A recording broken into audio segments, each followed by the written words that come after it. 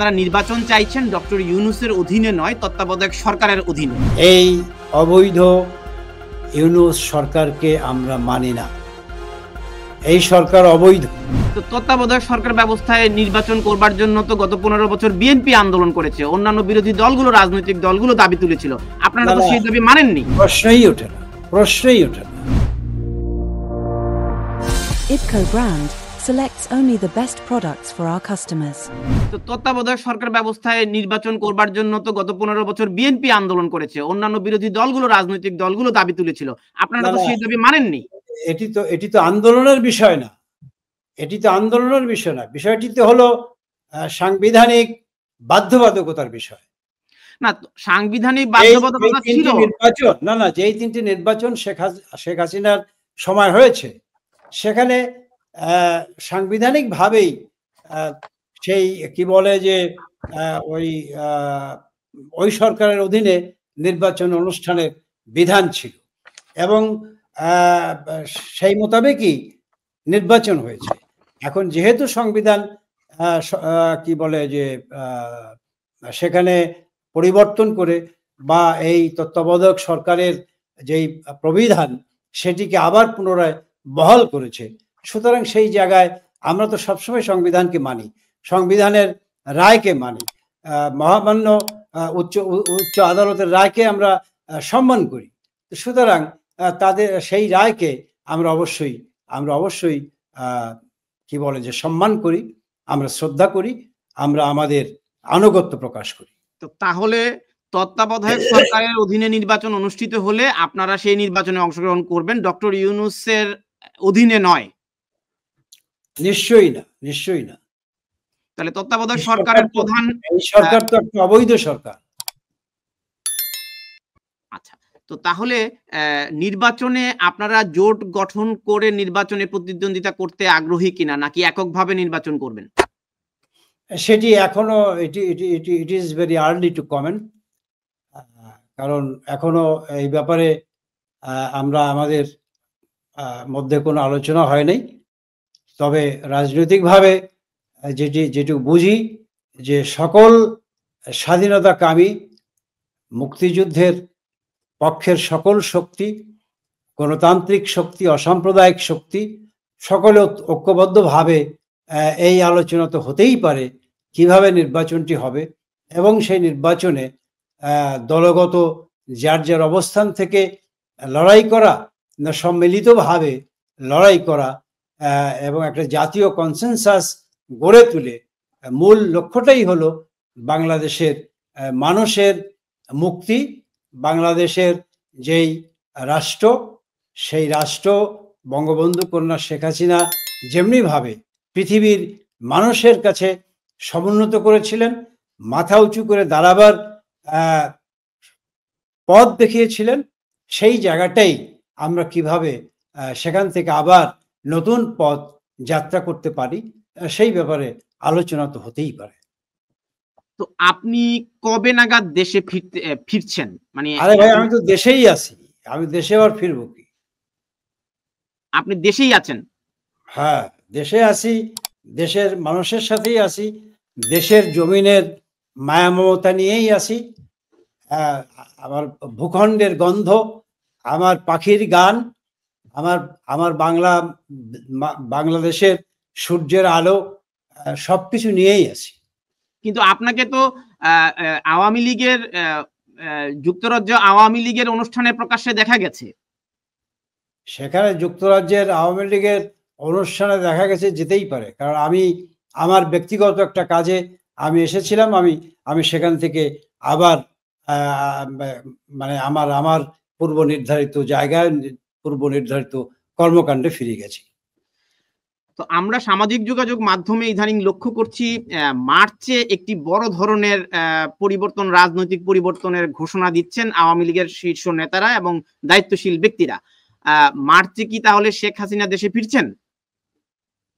শেখ হাসিনা এখন দিন তারিখ ঠিক করে তো আর বলতে পারি না বা বলতে চাইও না। তবে যে কোনো সময় তিনি দেশে ফিরতে পারেন। দেশে তিনি অবশ্যই ফিরবেন এবং তার দেশ, তার মাটি, তার জন্মভূমি, তার ছায়া সবুজ কি বলে যে জন্মভূমি, সেখানে তিনি ফিরবেন না কেন? নিশ্চয়ই তিনি ফিরবেন। এবং এটি আপনি যে মার্চের কথা বলতেছেন তার আগেও হতে পারে। এবং এক কথাই বলতে চাই যে মাননীয় প্রধানমন্ত্রী বঙ্গবন্ধু কন্যা শেখ হাসিনা তিনি অবশ্যই তার স্বদেশের মাটিতে যাবেন, তার মানুষের কাছে তিনি ফেরত যাবেন। বাংলার মানুষের যেই ভালোবাসা নিয়ে তিনি পিতামাতা হারানোর পরে বেঁচে আছেন, নিশ্চয়ই সেই মানুষকেই তিনি আবার তাদেরকে নিয়েই তিনি আগামী দিনের পথ চলবেন। তো আমরা যে বিষয়টি জানতে চাইছি, শেখ হাসিনা এবং তার দলের শীর্ষ নেতাদের সাথে, বিশেষ করে আপনি একজন সভাপতি মণ্ডলীর সদস্য, আপনাদের দলীয় কর্মকাণ্ড নিয়ে, দলীয় দিক নির্দেশনা নিয়ে আপনাদের কোনো আলোচনা হচ্ছে কিনা, এবং সেই রাজনীতিটি আপনারা কিভাবে পরিচালনা করছেন এভাবে আত্মগোপনে থেকে? দেখেন, আজকালকার তো যে আপনার সাথে সাক্ষাৎকার দিচ্ছি, তাই না? এটা যে প্রক্রিয়ায় দিচ্ছি, এই একই প্রক্রিয়ায় আমাদের দলের যিনি প্রধান, তার নির্দেশনা, তার সঙ্গে যোগাযোগ, এগুলো এইভাবেই হচ্ছে। এবং সেই নির্দেশনা মোতাবেকই আমরা এখন পর্যন্ত আমাদের কাজকর্ম করছি। এবং আগামী দিনেও আমাদের স্বদেশ, আমাদের মাটি, আমাদের মানুষের কাছে গিয়ে তাদেরকে সংগঠিত করে আমরা আমাদের রাজনৈতিক কর্মকাণ্ড পরিচালনা করব। সেই ব্যাপারে এই সিদ্ধান্ত আমাদের আছে এবং সেইভাবেই আমরা আমাদের কাজ করে যাচ্ছি। জনাব আব্দুর রহমান, আমরা জানি যে বর্তমানে চিকিৎসার জন্য সাবেক প্রধানমন্ত্রী বেগম খালেদা জিয়া লন্ডনে আছেন, এবং বিএনপি চেয়ারপারসন এবং সিনিয়র ভাইস চেয়ারম্যান তারেক রহমানও আছেন। তো আপনারা সেই সময়ে বেগম খালেদা জিয়াকে কারাবন্দী করে রেখেছিলেন জিয়া অরফানেজ ট্রাস্টের মামলা দিয়ে, এবং তার বিরুদ্ধে 37টি মামলা ছিল। কিন্তু অন্তর্বর্তী সরকার এসে সবগুলো মামলা থেকে তাকে খালাস দিয়ে তিনি চিকিৎসা নিতে এসছেন। তো আপনারা সাবেক একজন প্রধানমন্ত্রীকে এভাবে কারাবন্দী করে রেখেছেন, আমাদের এখানে অনেকেই মন্তব্য করেছেন এটি উদ্দেশ্য প্রণোদিত ভাবে আপনারা করেছিলেন।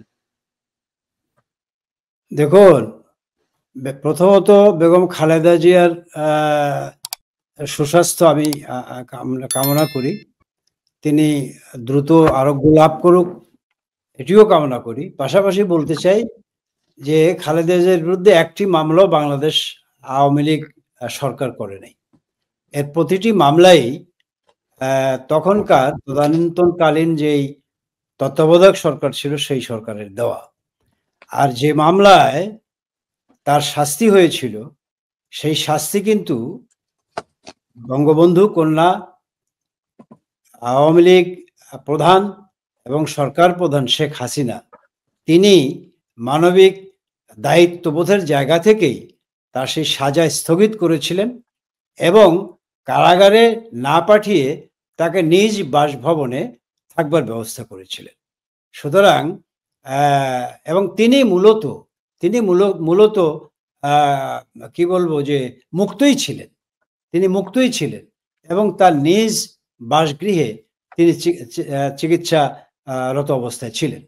সুতরাং এই যে আওয়ামী লীগ সরকার মিথ্যা মামলা দিয়েছে, তাকে শাস্তি দিয়েছে, সাজা দিয়েছে, এ কথাগুলো রাজনৈতিক প্রসূত।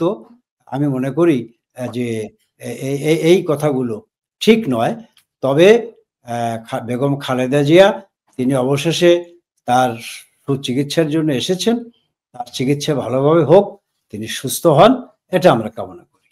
আচ্ছা, আমরা এর আগে আপনাদের দুর্নীতির বিষয়ে কথা হয়েছিল। আমরা জানি যে সম্প্রতি সময়ে আপনার বিরুদ্ধে যে মামলাটি হয়েছে সেই সুনির্দিষ্ট মামলাটি নিয়ে যদি আপনি একটু বলতেন। 5ই আগস্ট ঢাকায় বাড্ডায় ব্র্যাক বিশ্ববিদ্যালয়ের সামনে সিরাজুল ব্যাপারী নামে এক যুবককে হত্যার অভিযোগে আপনাকে ওটা ভাই আমি চিনিও না, জানিও না, এবং ওই সময় ওই অবস্থায় ওই ব্র্যাক ইউনিভার্সিটিতে যাবার কি বলে যে প্রশ্নই ওঠে না, সুযোগও হয় নাই। আর যিনি মামলা করেছেন, যিনি বাদী, নিশ্চয়ই তিনিও নিজে হাসছেন যে এই নিরপরাধী কি বলে যে মানুষগুলোকে একটা মিথ্যা খুনের মামলায় জড়ানো, এটা আল্লাহর আরশ পর্যন্ত কেঁপে যাবে। আমরা আমরা রাজনীতি করেছি, আমাদের রাজনৈতিক জীবনের বয়স আজকে কি বলবো যে 50-এর উপরে, শুধু রাজনৈতিক জীবনের বয়স। সুতরাং এই রাজনৈতিক জীবনে সংগ্রাম করেছি, লড়াই করেছি, মুক্তিযুদ্ধ করেছি, বঙ্গবন্ধু হত্যাকাণ্ডের পরে প্রতিবাদ প্রতিরোধ সংগ্রাম গড়ে তুলেছি। কিন্তু এই হত্যাকাণ্ড, এই মারামারি, এই কি বলে রাহাজানি, এই কি বলে যে মানুষকে নির্যাতন করা, রক কাটা, হাত কাটা, এই ধরনের রাজনীতির সংস্কৃতির সাথে কখনোই ভাই পরিচিত ছিলাম না, এখনো নাই, এবং ভবিষ্যতে যে কয়দিন বেঁচে থাকবো সেই কয়দিনও এই সংস্কৃতির রাজনীতির সঙ্গে। তো মামলা লড়বার জন্য আপনি যে বাংলাদেশে যাচ্ছেন না কেন তাহলে? বাংলাদেশে যদি আপনি থেকে থাকেন। বাংলাদেশে যাচ্ছি না আপনাকে কে বলছে? আমি তো বাংলাদেশেই আছি। তো বাংলাদেশে থাকলে এই আমার মামলা যখন লড়বার সময় হবে আমি নিশ্চয়ই লড়বো। আমার বিরুদ্ধে যে মামলা হয়েছে আমি তো সেই সমনই পাই নাই। আমি তো সেই কি বলে যে অভিযোগ নামাই আমার যেটাকে দিয়ে মোকাবেলা করব সেই ধরনের তথ্য এখন পর্যন্ত আমার হাতে আসে নাই। আচ্ছা, তো আপনার তো পাসপোর্ট বাতিল হয়ে গেছে, আপনি তাহলে কিভাবে আমি সেদিন সেই জনসভায় উপস্থিত ছিলাম।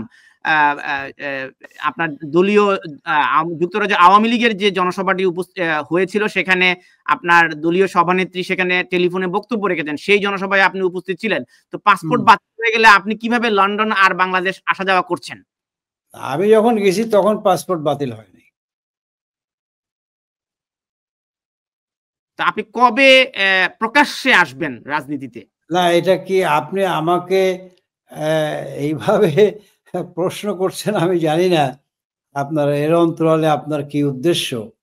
তো আমি তো প্রকাশ্য রাজনীতিতে তো আমরা আসিই ভাই, এবং আজকে বিরোধী পক্ষের, এই সরকার পক্ষের যেই নিপীড়ন নির্যাতন, সেই থেকে প্রথমত নিজেকে রক্ষা করতে পারলেই তো আমি রাজনীতিটা করতে পারবো। এবং আমার সেই রাজনীতি করাটা 10টা আমার নেতাকর্মীর উপকারে আসবে, আমার দেশের মানুষের উপকারে আসবে, আমার দেশের উন্নয়নের উপকারে আসবে। তো সুতরাং এখন কি বলে যে কাপুরুষের মতো আমি আগুনে ঝাঁপ দিলাম, এবং সেই আগুনে না বুঝে না জেনে ঝাঁপ দিয়ে মরার মধ্যে কোনো বীরত্ব আছে বলে আমার জানা নেই। আমাদের রাজনীতিটা আমাদের মতো করে করতে দেন। আপনার দলেরও একজন শীর্ষ নেতা সাবির হোসেন চৌধুরী এবং সাবেক মন্ত্রী মান্নান সাহেব, তারাও তো মামলা মোকাবেলা করে জামিনে রয়েছেন, মামলাগুলো মোকাবেলা করছেন, তো আপনারা ভয় পাচ্ছেন কেন? দেখুন, আপনি এই প্রশ্নটি আসলে আপনার মতো করে আপনি করছেন।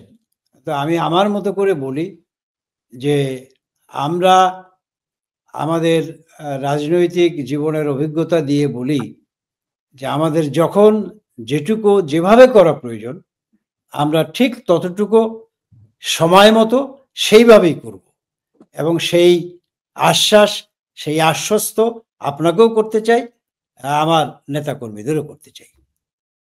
আচ্ছা, আপনার দল আমাদের অনুষ্ঠানের প্রায় শেষ পর্যায়ে চলে এসেছি, তবে আপনারা নির্বাচনে অংশগ্রহণ করতে চান, যেটি আপনি আগেও বলেছেন, কিন্তু আপনার ছবিটি অস্পষ্ট ছিল, অডিও কানেকশন আমরা লুজ করেছি বলে এই প্রশ্নটি আবারও করছি। আপনারা নির্বাচন চাইছেন ডক্টর ইউনূসের অধীনে নয়, তত্ত্বাবধায়ক সরকারের অধীনে। তো তত্ত্বাবধায়ক সরকার ব্যবস্থার কাঠামোটি কি হবে, কাকে আপনারা তত্ত্বাবধায়ক সরকার মানতে চান, সেটি যদি প্রফেসর ইউনূস হন। আমি আপনার কথাটাকে আমি স্পষ্ট করি।